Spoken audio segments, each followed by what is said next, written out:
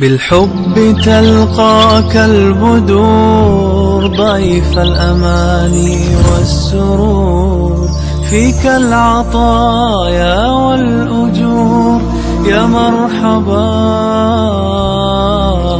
باب غسل الرجلين والأيمسح على القدمين. दोनों पांव धोना चाहिए और कदमों पर मसह न करना चाहिए।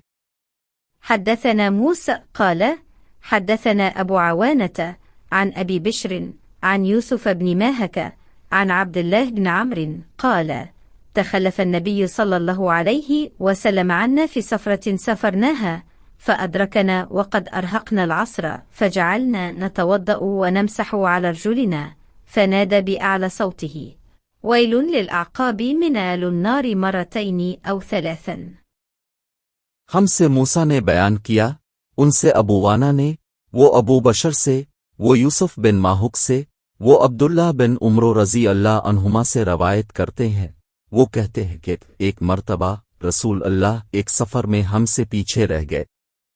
फिर थोड़ी देर बाद अपने हम को पा लिया और असर का वक्त आ पहुंचा था। हम वुज़ू करने लगे और अच्छी तरह पाँव धोने की बजाय जल्दी में हम पाँव पर मसह करने लगे।